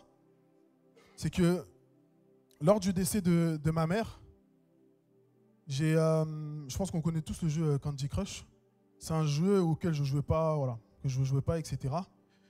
Mais à partir de son décès, je l'ai téléchargé et j'ai commencé à jouer pour passer le temps. Donc je jouais, ça me changeait les idées, ça me faisait penser à autre chose. Et au moins, ça me mettait de côté ma peine, ma tristesse d'avoir perdu ma mère. Et du coup, je jouais tout le temps. Je m'arrêtais que quand j'avais plus de vie. Et voilà, je jouais tout le temps. Après, il y avait des amis, je demandais des vies, comme ça, je pouvais rejouer, etc.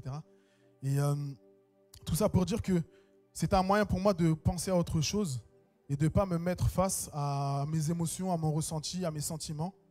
Et je me suis vite rendu compte que ça allait me mener nulle part et que ce n'est pas ça qui allait m'aider à aller mieux, à apaiser ma peine, à apaiser ma souffrance. Mais la seule solution, c'était Jésus. Et c'est en lui que je me suis confié, c'est en lui que où je me suis vraiment accroché. Et c'est ce qui m'a permis d'avancer et d'aller de l'avant.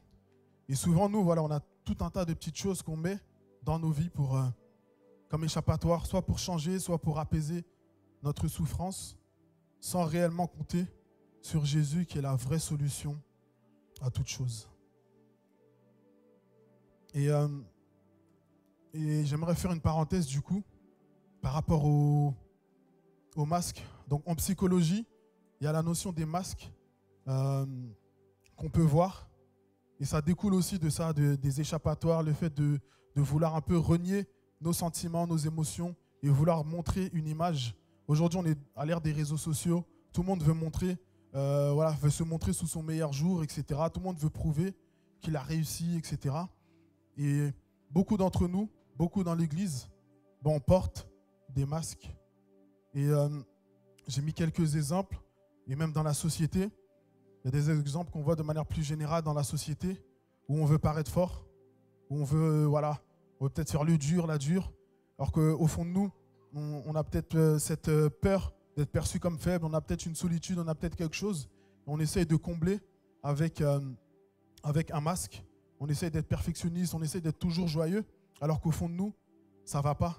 On est là, on a un beau sourire Colgate, mais dans notre cœur, c'est tout noir, ça ne va pas. Et on est là, on fait semblant, on chemine dans nos vies, alors qu'au fond de nous, ça ne va pas. Il y a le masque du solitaire. Peut-être que tu as été blessé, maintenant tu ne veux plus être en relation avec les gens. Tu es à l'église, mais tu sais que tu dois avoir une vie en communauté. Mais le dimanche, tu viens, tu rases les murs et tu pars. Et tu as peur justement d'échanger avec les autres parce que peut-être tu as peur d'être déçu, tu as peut-être peur de revivre des choses, etc. Donc il y a tout plein de masques qu'on porte en fait. Et dans le monde chrétien, on essaie de montrer que moi je prie tant d'heures, moi je jeûne, moi je fais ci, moi je fais ça. Et la Bible dit que ce peuple m'honore des lèvres, mais son cœur est loin de moi. Mais est-ce que ton cœur est réellement attaché à Jésus? Est-ce que vraiment au plus profond de toi-même, tu es attaché à Jésus? Avec quel masque tu es venu ce matin? Avec quel masque es-tu venu ce matin? Peut-être tu peux tromper. On peut tromper les hommes, on peut tromper les gens autour de nous. Mais Dieu, lui, on ne peut pas le tromper. On peut faire semblant, on peut faire bluff. Mais Dieu, lui, on ne pourra jamais le tromper. Des fois, on arrive même à se tromper nous-mêmes, tellement ça ne va pas. Mais Dieu, lui, il nous connaît en profondeur. Et ce matin, en fait, il est juste temps de faire tomber les masques. Il est juste temps de, comme on l'a chanté, de déposer nos fardeaux, de déposer nos problèmes. Il est temps de faire tomber les masques et d'avoir en fait une foi qui est vraie, une foi qui est véritable, une foi qui est authentique, une foi où on n'a pas peur d'être vulnérable, on n'a pas peur de reconnaître nos faiblesses et de reconnaître qu'on a besoin de Dieu justement. Parce que tant que tu ne reconnais pas ça, que tu as besoin de Dieu, que tu as besoin que Dieu puisse te relever, te restaurer, te donner de la force, etc., bah, ta situation, elle ne changera pas. Tu seras toujours dans un cycle. Et Sarah a parlé de l'orgueil, et souvent c'est l'orgueil. C'est peut-être l'orgueil où on a peur d'être vulnérable, on a peur d'être jugé, on a peur de ce que vont dire les autres, etc. Donc du coup, on porte un masque, on trouve des échappatoires pour échapper à ça, pour se donner un genre devant les autres. Mais une fois que tu es chez toi, une fois que tu es seul, au final, c'est là où tu pleures, c'est là où tu es triste, c'est là où ça ne va pas. Et il est temps que ça cesse, en fait, tout simplement. Parce que Jésus, son sang a coulé. Il a payé un prix cher pour qu'on soit libre. Mais nous, on s'enchaîne nous-mêmes. On ne laisse pas la vérité de Dieu, la liberté de Dieu vivre en nous, vivre dans nos vies. Donc, il est temps de faire tomber les masques. Il est temps que ça cesse. Il est temps de ne pas avoir peur d'être vulnérable.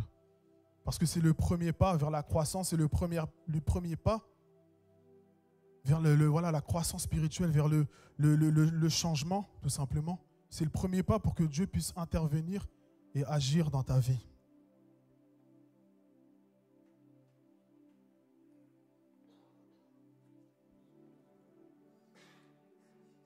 Donc on doit prendre conscience. La prise de conscience, je vous ai mis la définition, on en parle souvent, mais je me dis, est-ce qu'on réellement on sait ce que c'est? La prise de conscience, c'est la capacité à reconnaître et comprendre des réalités, des émotions, des comportements, des situations spécifiques qui influencent nos actions, nos décisions et nos relations. Donc prendre conscience, c'est reconnaître, c'est comprendre le pourquoi du comment. Pourquoi j'ai ces pensées-là? Pourquoi j'agis comme ça? Pourquoi je fais ci? Pourquoi je fais ça? D'où ça vient? Est-ce que ça vient d'une blessure que j'ai dans mon âme? Est-ce que ça vient des mensonges que j'ai pu entendre, peut-être dans ma famille, peut-être des amis, peut-être à l'école, etc. Prendre conscience, c'est se dire, ok, là, il y a un problème, il faut que je trouve une solution. Il faut que je comprenne d'où ça vient, d'où c'est venu, et que je puisse aller porter ça devant Dieu, afin qu'on puisse traiter ce problème, et que tout ça soit derrière moi, et que je puisse aller de l'avant. Dans Jean 4, 13, Jésus, il parle à la femme samaritaine et il dit, « Quiconque boit de cette eau aura encore soif, mais celui qui boira de l'eau que je lui donnerai n'aura jamais soif. Et l'eau que je lui donnerai deviendra en lui une source d'eau qui jaillira jusque dans la vie éternelle. » Et la question que j'aimerais qu'on se pose ce matin, c'est quelle est ta source? Quelle est ma source? Quelle est la source de ma vie? Quand ça va pas, quand je suis à sec, quand je suis fatigué, quand je suis triste, quand je suis énervé, etc. Où je vais me réfugier? Où je vais aller épuiser pour me remettre sur pied, pour aller mieux, pour me redonner de la force, pour me redonner de la joie, pour que je sois restauré? Où je vais? Où tu vas? Quelle est ta source? Et encore une fois, souvent on a toujours la bonne réponse, la réponse chrétienne, la réponse qui fait bien. On a toujours la bonne réponse qu'il faut dire, mais au fond de nous, on ne le manifeste pas, ça ne se manifeste pas, ça ne se traduit pas, ça ne se traduit pas dans nos actes, dans ce qu'on peut dire, dans ce qu'on peut proclamer avec nos bouches. Donc, quelle est ta source ce matin? Les échappatoires, les masques, nous déconnectent tout simplement de Dieu, nous déconnectent de la présence de Dieu. Toutes ces choses-là, nous détournent de la vraie solution qui est Jésus. Et c'est pour ça qu'il est important qu'on puisse faire le nécessaire ce matin. Parce que si on ne le fait pas, on n'avancera jamais, on va juste tourner en rond. On aura des cycles, on va rester comme immobile, on ne va pas bouger. On pense avancer, on aura peut-être une petite paix passagère, mais au final le problème il va revenir. Et au final on devient fou, on ne sait plus quoi faire, et on va encore plus s'enfoncer. Donc on a besoin de prendre conscience de ça. On ne doit pas avoir peur d'être vulnérable, même entre frères et sœurs. Parce qu'on est tous un seul corps, on fait tous qu'un. Et si un membre du corps va mal, c'est tout le corps entier qui va mal. Donc si on veut que l'Église avance, que l'Église progresse, etc., tout un chacun, on doit prendre soin les uns des autres, prier les uns pour les autres, On doit se donner de la force, on ne doit pas se juger, se critiquer ou se penser meilleur qu'eux. Parce qu'au final, on n'est qu'un seul corps. On ne peut pas se battre contre soi-même. Le troisième point, du coup, cultiver la présence de Dieu. Encore une fois, Jésus, c'est notre refuge. En lui, on peut se confier, on peut lui faire confiance. Et pour ça, il faut cultiver sa présence dans nos vies au quotidien. Lors de la création, pour créer les poissons, Dieu a parlé à la mer, il a parlé aux eaux qu'elles produisent des poissons. Il a parlé à la terre afin que la terre puisse produire des animaux, du bétail, etc. Et quand il a créé l'homme, il a dit « faisons l'homme à notre image ». Du coup, il s'est parlé à lui-même. Donc il a parlé aux eaux pour créer des poissons. Et les poissons vivent dans l'eau. Ils ne peuvent pas vivre en dehors de l'eau. Il a parlé à la terre pour créer des animaux, le bétail, etc. Et eux, ils ne pourront pas vivre dans l'eau, mais ils doivent vivre sur la terre. Parce qu'ils proviennent de la terre. Mais nous, en tant que chrétiens, en tant qu'êtres humains, on a été créés à l'image de Dieu. Et nous sommes appelés à vivre constamment dans la présence de Dieu. Parce que c'est l'environnement naturel dans lequel on doit vivre. On ne peut pas vivre dans l'eau, par exemple, parce que ce n'est pas là où Dieu nous attend. Ce n'était pas la volonté de Dieu. Lui, Dieu, ce qu'il voulait, comme Adam et Ève, c'était, voilà, il avait fait un jardin d'Éden, un endroit où on était dans sa présence. Et c'est ce que Dieu veut avec tout un chacun, que chaque jour, on puisse vivre dans sa présence. Le psaume 91, au verset 1er, dit « Celui qui demeure sous l'abri du Très-Haut repose à l'ombre du Tout-Puissant. » Et demeurer, c'est rester, c'est s'asseoir, c'est habiter, c'est être marié. En vrai, on doit habiter dans la présence de Dieu, on doit être marié avec la présence de Dieu. Pas une minute, pas un jour ne doit passer sans qu'on soit dans la présence de Dieu. Parce que c'est l'environnement dans lequel on a été créé et c'est là où on doit vivre. Et quand on regarde le mot abri, le mot grec, le mot hébreu, quand on regarde en profondeur, on voit que l'abri, c'est une couverture, mais c'est aussi un lieu caché et un lieu secret. Et je crois qu'Ingrid l'a lu au début. Dans Matthieu 6, il est dit, mais quand tu pries, entre dans ta chambre, ferme ta porte et prie ton Père qui est là dans le lieu secret, et ton Père qui voit dans le secret te le rendra. Donc demeurer dans la présence de Dieu, c'est demeurer dans le lieu secret, c'est avoir une intimité avec Dieu, une intimité profonde, une intimité sincère avec lui. Parce que Dieu veut qu'on soit enraciné en lui, ancré en lui, afin que il puisse nous donner toutes les bonnes choses dont nous avons besoin pour cette vie sur la terre. Et il y a différents points que j'ai mis par rapport à ça. Il y a l'amour. Il y a le fait voilà, Dieu est amour. Il veut que nous aussi nous soyons amour, qu'on puisse aimer Dieu, s'aimer soi-même, aimer les autres. Il y a le fait de se mettre à part. Se mettre à part, c'est de renoncer au péché, c'est de renoncer aux choses du monde pour justement plaire à Dieu, pour faire sa volonté, pour lui obéir. Il y a le jeûne, il y a la prière, il y a la louange. Il y a différentes choses justement qu'on doit avoir dans notre quotidien pour pouvoir vivre dans la présence de Dieu. Et que Dieu puisse nous parler, que Dieu puisse se révéler à nous, que Dieu, vraiment qu'il y ait un vrai cœur à cœur, un vrai lien avec lui. Qu'on ait la crainte de Dieu, qu'on puisse contempler les merveilles de Dieu, les œuvres de Dieu. La nature suffit à ce qu'on puisse croire en Dieu. La nature suffit à ce qu'on puisse glorifier Dieu. On n'a pas besoin que Dieu guérisse, on n'a pas besoin de voir d'autres miracles. La nature suffit pour croire en Dieu. Il y a aussi la communion fraternelle qui est importante, comme j'ai dit tout à l'heure. On est tous dans le même bateau. Dieu nous a tous récupérés dans le péché, dans la boue, dans toutes sortes de choses. Et on va tous au même endroit. Donc on doit vraiment avoir cette unité et d'aller tous ensemble vers là où Dieu nous appelle. Alors j'aimerais vraiment qu'on prenne conscience de ça, de cultiver chaque jour la présence de Dieu. Parce que si on ne le fait pas, comme j'ai dit, on est déconnecté. C'est la mort spirituelle. On est déconnecté de Dieu.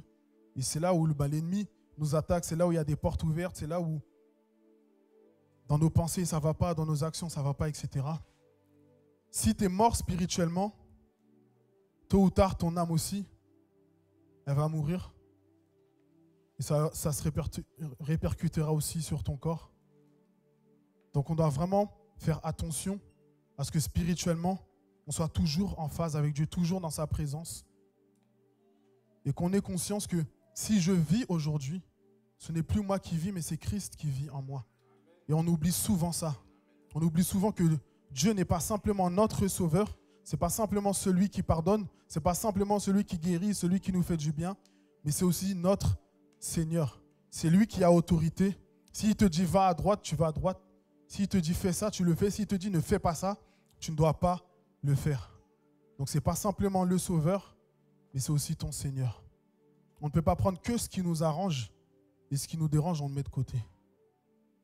On a besoin d'être équilibré par rapport à ça.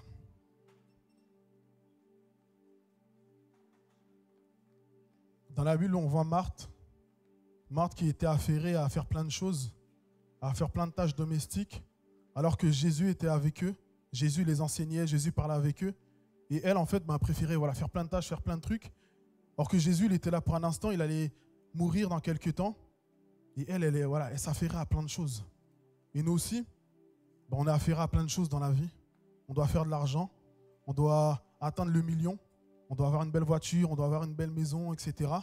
On n'a pas le temps pour Dieu. Quand je rentre du travail, je suis fatigué, il y a les enfants, je dois faire à manger, il faut que je fasse le ménage, etc. Et au final, la journée, elle passe et vas-y, j'ai pas pris de temps pour Dieu, mais c'est pas grave, je remets à demain. Et nous, on est comme ça.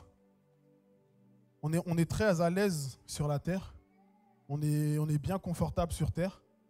Plus on gagne de l'argent, on est content, etc. Mais on oublie l'essentiel de notre mission en tant que chrétien, de qui nous sommes en tant que chrétiens.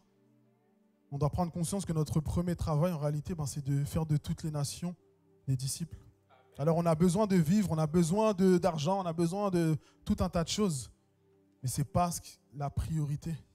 Et Dieu, et on le voit dans le psaume 23, l'Éternel est mon berger, je ne manquerai de rien. Donc on doit faire confiance à Dieu. Ok, on doit vivre notre vie sur cette terre, mais on ne doit pas oublier l'essentiel. Dans la Bible encore, il y a David qui était submergé par les angoisses, etc., qui se plaignait beaucoup, on peut le voir dans les psaumes. Mais malgré tout ça, il trouvait quand même la force de prier Dieu et de rester auprès de Dieu. On a Pierre qui marchait sur les eaux, qui est en train de vivre quelque chose d'incroyable, mais il a détourné son regard de Dieu. Il a commencé à avoir peur, il a commencé à sombrer dans les eaux. Et souvent, nous aussi, on est pris par la peur peut-être du qu'en dira-t-on, etc. Et on ne fait pas l'œuvre de Dieu, on ne rentre pas dans son appel, on ne fait pas parce que Dieu nous demande. Judas a péché contre Dieu, il l'a livré pour quelques pièces d'argent. Et au lieu de se repentir, il a préféré se suicider. Il a préféré mettre fin à ses jours. Alors que si il aurait pris la peine de se repentir, Dieu lui aurait pardonné. Pierre a renié Jésus, mais il s'est repenti. Et on voit ce qu'il a fait par la suite. Donc peut-être que tu es dans un péché, peut-être que tu dis je suis loin de Dieu, j'ai trop fait. Peut-être que tu dis que tu n'es pas digne. Peut-être que tu dis que ma vie, elle ne vaut pas la peine avec tout ce que j'ai fait. Peut-être que tu vois les autres comme mieux que toi, etc. Mais sache que Dieu t'aime. Et Dieu t'a déjà pardonné à la croix. En réalité, c'est à toi, à tout un chacun de se pardonner et de vivre une vie de repentance où on met justement de côté le passé, ces mauvaises choses, et on décide d'aller de l'avant avec Dieu. Et ce matin, j'aimerais qu'on puisse penser à nos vies, penser à notre état, penser à nos situations, à nos problèmes, à nos manquements, à ce qui nous frustre, et qu'on puisse réellement tout mettre au pied du Seigneur, qu'on puisse penser aux échappatoires qu'on utilise, qu'on puisse penser aux masques qu'on met quand on vient à l'église, quand on voit les frères et sœurs, peut-être le masque qu'on a au travail, auprès de notre famille, etc. Mais est-ce qu'on peut juste décider ce matin d'être vulnérable devant Dieu? Est-ce qu'on peut juste décider d'être vrai, de vivre une foi authentique et de regarder en face nos émotions, nos problèmes, qu'on puisse regarder en face toutes ces choses-là qui nous font du mal, qui nous frustrent, et qu'on puisse tout déposer aux pieds du Seigneur. Je vous ai montré une image, pour finir, je vous ai montré une image au début où il y a le bunker et j'en ai mis une autre à droite et cette image représente le tombeau de Jésus. En fait, il y a un choix à faire ce matin. Tu peux choisir tes échappatoires, tu peux choisir de faire les choses par toi-même, tu peux choisir d'agir comme le monde. Mais sache qu'un bunker n'empêchera pas que tu meurs et ne te donnera pas la vie éternelle. Mais si tu choisis Jésus, Jésus, lui, il est rentré dans le tombeau mort. Il en est ressorti vivant avec la clé du séjour des morts. Et par cet acte, aujourd'hui, nous, on a la vie, on a l'assurance de la vie éternelle. Alors tu as un choix à faire ce matin. Adam et Ève ont péché, ils se sont cachés. Et Dieu a dit, Dieu les a appelés et il leur a dit, où êtes-vous? Et Dieu t'appelle aussi ce matin. Peut-être que tu essaies de te cacher avec une feuille, peut-être que tu essaies de faire semblant, mais Dieu te cherche, Dieu te veut dans sa présence, parce que c'est l'environnement qu'il a créé pour que tu puisses vivre avec lui.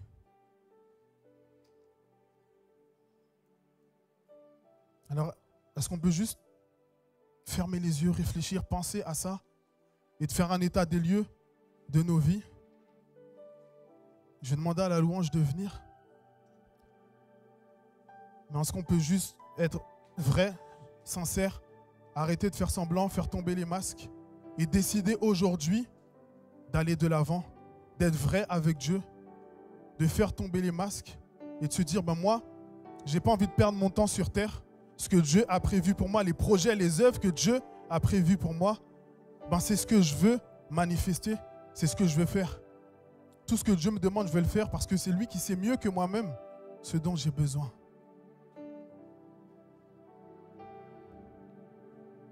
Il est mon refuge, il est mon abri. Et peu importe les situations difficiles, je ne dois pas détourner les regards de Jésus, mais je dois regarder à l'objectif, au plan que Dieu a prévu pour moi. Le psaume 91 dit, « Celui qui demeure sous l'abri du Très-Haut repose à l'ombre du Tout-Puissant. Je dis à l'Éternel mon refuge et ma forteresse, mon Dieu en qui je me confie. Car c'est lui qui délivre du filet de l'oiseleur, de la peste et de ses ravages. Il te couvrira de ses plumes et tu trouveras un refuge sous ses ailes. Sa fidélité est un bouclier et une cuirasse. Tu ne craindras ni les terreurs de la nuit, ni la flèche qui vole de jour, ni la peste qui marche dans les ténèbres, ni la contagion qui frappe en plein midi. Que 1000 tombent à ton côté et 10 000 à ta droite, tu ne seras pas atteint. De tes yeux seulement tu regarderas et tu verras la rétribution des méchants. Car tu es mon refuge, ô Éternel. Tu fais du Très-Haut ta retraite. Aucun malheur ne t'arrivera. Aucun fléau n'approchera de ta tente. Car il ordonnera à ses anges de te porter dans toutes tes voies. Ils te porteront sur les mains, de peur que ton pied ne heurte contre une pierre. Tu marcheras sur le lion et sur l'aspic. Tu fouleras le lionceau et le dragon. Puisqu'il m'aime, je le délivrerai. Je le protégerai puisqu'il connaît mon nom. Il m'invoquera et je lui répondrai. Je serai avec lui dans la détresse. Je le délivrerai et je le glorifierai. Je le rassasierai de longs jours et je lui ferai voir mon salut. Est-ce qu'on peut juste se mettre debout? Et ce matin, j'aimerais qu'on prenne un temps de prière. Premièrement, si tu es dans ce lieu et que tu n'as pas donné ta vie à Jésus, le Seigneur veut te donner l'occasion de le faire ce matin. Si toi, tu veux que Jésus soit ton refuge, si tu veux que Jésus puisse intervenir dans tes problèmes, dans tes situations, dans tes difficultés, si tu veux que Dieu puisse te restaurer, te purifier, qu'il puisse te donner un avenir et de l'espérance, je t'invite juste à approcher et on va prier pour toi. Comme je l'ai dit, il est temps de faire tomber les masques, il est temps d'arrêter de faire semblant. Mais si tu veux réellement que Jésus soit ton sauveur, soit ton Seigneur, n'hésite pas à avancer. Et si... Donc vraiment, Alléluia. N'hésite pas à avancer. Pendant que la louange chante, N'hésite pas à avancer, n'hésite pas à donner ta vie à Jésus. Mon ancre et mon rocher, oui, mon espoir à jamais. Sur toi je peux ensemble. Ma foi est en toi, Jésus. Mon ancre et mon rocher, oui, mon espoir à jamais. Sur toi, ma foi est en toi. Mon ancre et mon rocher, oui, mon espoir à jamais. Sur toi, ma foi est en toi, Jésus. Mon ancre et mon rocher, oui, mon espoir à jamais. Sur toi, encore une fois, ma foi est en toi, Jésus. Mon ancre et mon rocher, mon espoir à jamais. Sur toi je peux compter. Sur toi je peux compter. Sur toi je peux compter. Toi seul peux me sauver. Sur toi je peux compter. Toi seul peux me sauver. Alléluia, sur toi. Sur toi je peux compter. Alléluia, sur toi. Oh, oh. J'aimerais juste qu'on puisse prier tous ensemble. Et comme j'ai dit, qu'on puisse voilà, faire tomber les masques. Et si tu as besoin de prière, il y a l'équipe de prière qui est là également. Donc n'hésite pas. Si tu veux avancer, si tu veux qu'on prie pour toi, il n'y a aucun souci.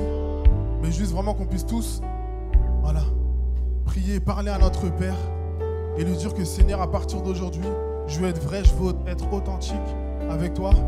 Je ne veux plus faire semblant, Seigneur, mais je veux réellement, voilà, montrer que j'ai pris conscience des choses, pris conscience des situations.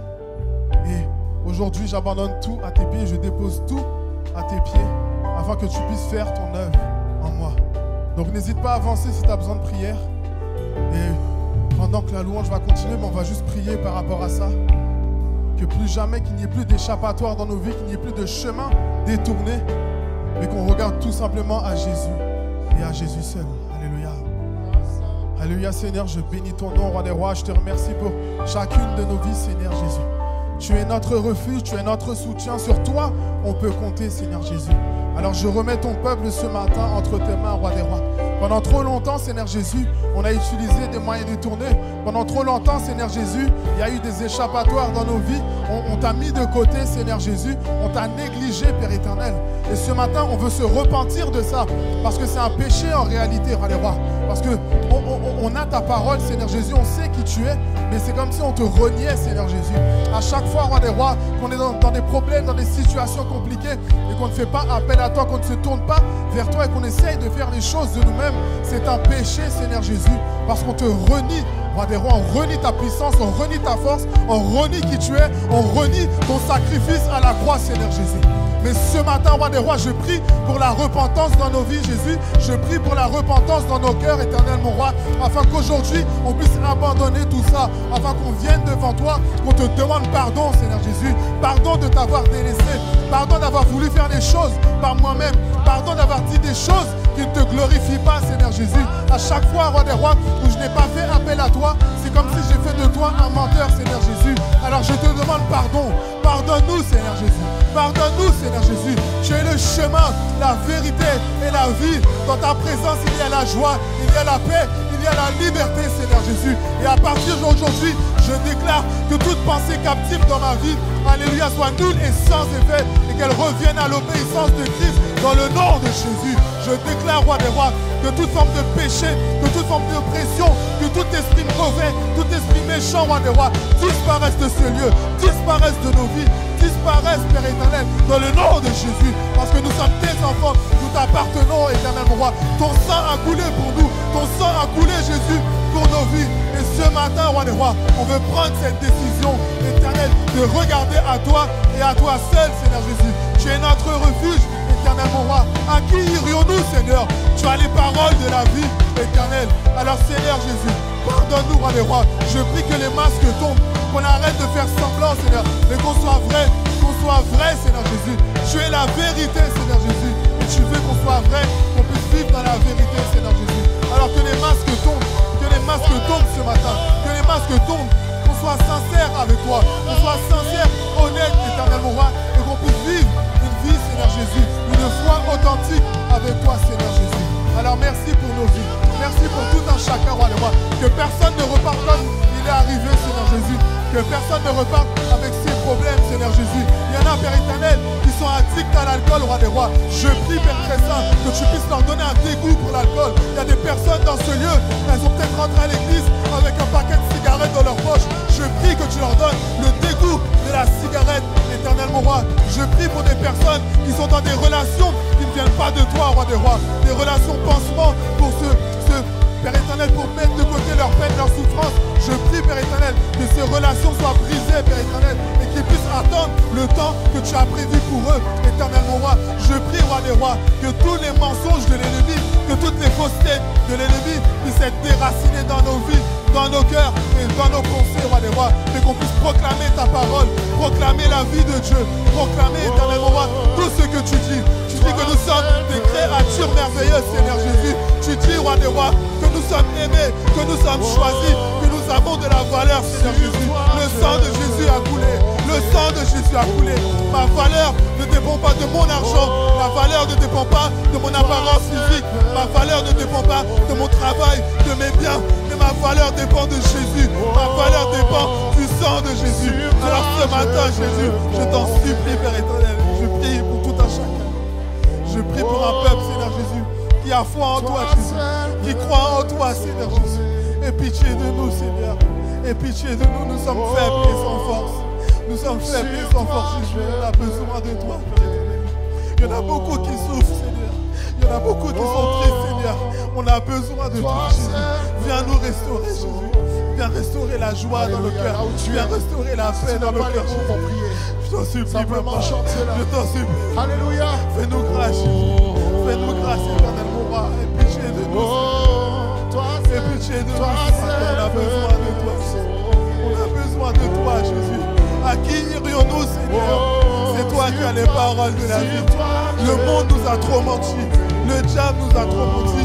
On s'est trop menti à nous-mêmes. On a besoin de toi. On a besoin de toi. Alléluia. Tu es un Dieu bon, tu es un fidèle. Tu es un Dieu fidèle. Sur toi. Tu es merveilleux. Alléluia.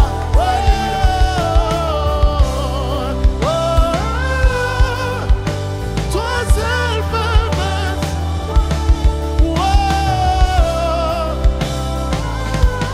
Sur toi. Alléluia. Je n'ai que toi, Yahweh. Toi seul.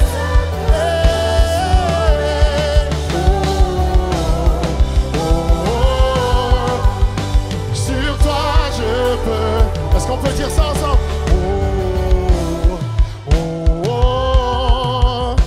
Toi seul peux me sauver. Sur toi. Est-ce que tu peux déclarer ça, cela ce matin?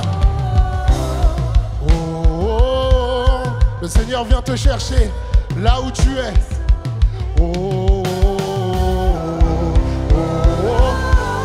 Sur toi je peux compter.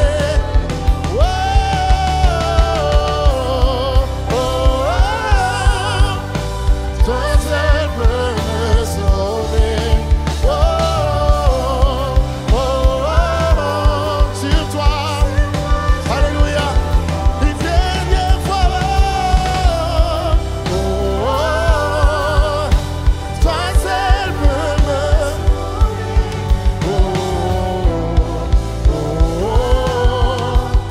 Sur toi je peux compter. Ma foi est en toi, Jésus.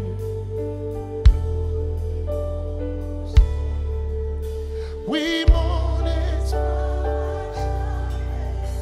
Sur toi je peux compter, ma foi est en toi. Alléluia, mon nom.